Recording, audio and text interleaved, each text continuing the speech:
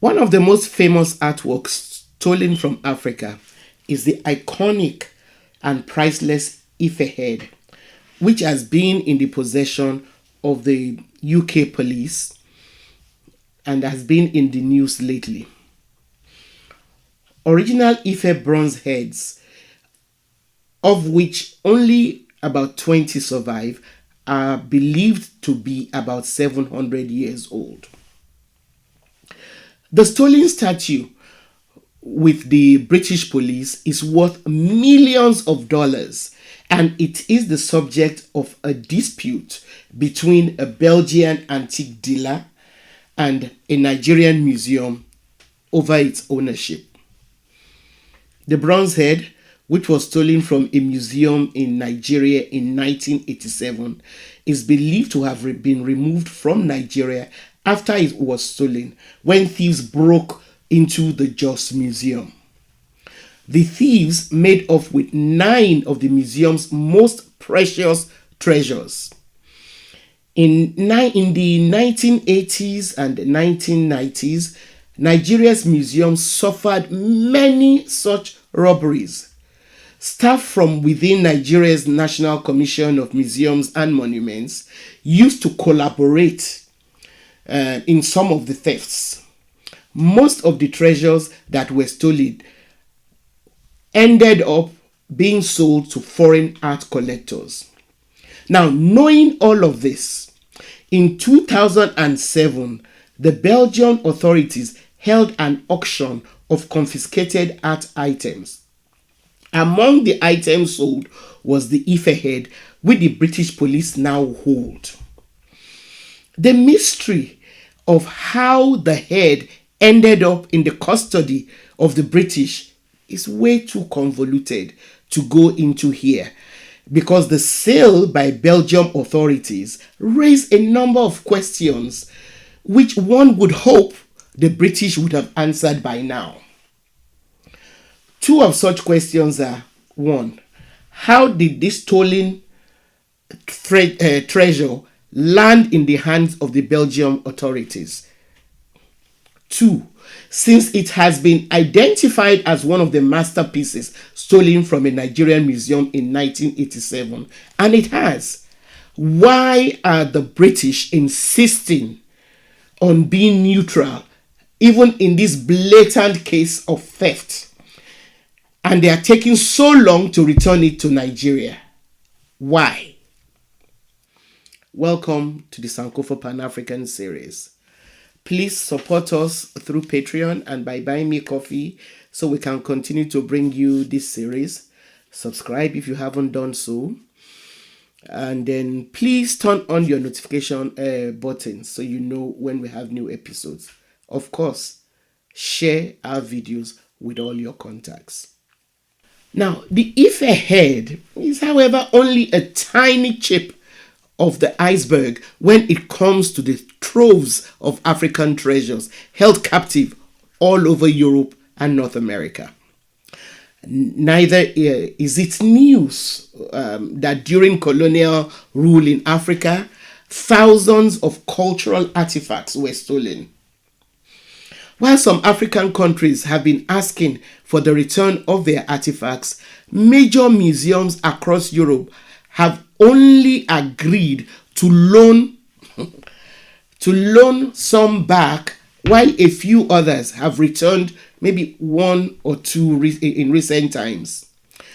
Now, France, surprise, surprise, has actually been reported to call for thousands of African art in its museums to be returned to the continent. Only time will tell if France is not just talking the talk, but will actually follow up by walking the walk.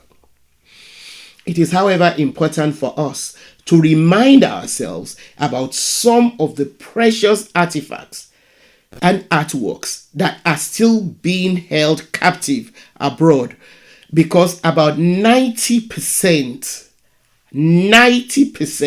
of Africa's cultural heritage is believed to be in Europe. French art historians actually estimates that Musée de Croix Gani, Jacques Chirac in Paris alone holds about 70,000 African objects. And London's British Museum also has tens of thousands more. So let's start with the Rosetta Stone.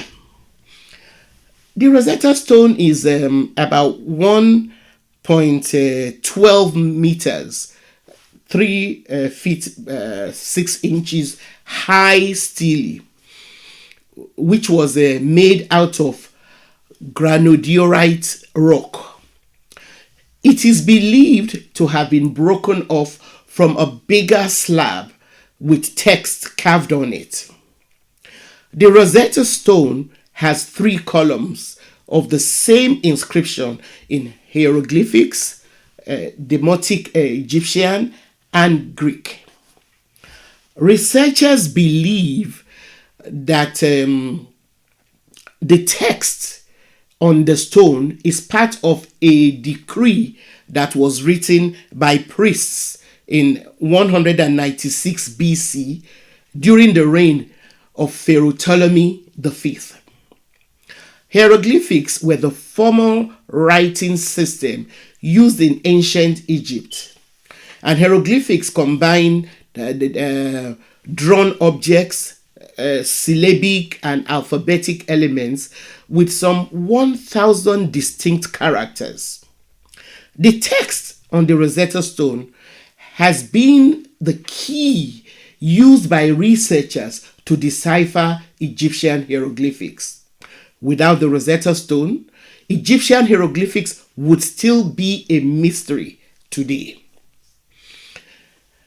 The stone was discovered in July 1799 by soldiers fighting with Napoleon Bonaparte when they were building an extension to a fort near the town of Rashid, which is also known as Rosetta, in the area of the Nile Delta of Egypt. Now, the British took possession of the stone under the terms of the Treaty of Alexandria in 1801 after Napoleon was defeated. It was then taken to England in 1802 and was given to the British Museum by George III, who is the direct ancestor of Elizabeth II, the present monarch. So that if Charles or Williams are truly as repulsed as they claim they are by some of the acts of their ancestors, this is one tiny thing that they can insist on returning as one of the ways of correcting the wrong of their past. So please return the Rosetta Stone to Africa.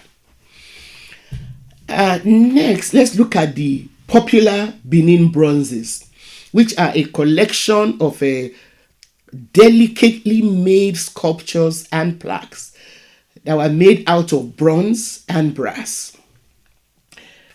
They were used to adorn the royal palace of the Oba in the Kingdom of Benin until they were stolen after Oba of Oranwen Nogbaisi was ambushed by the British in 1897 during a punitive expedition against Benin.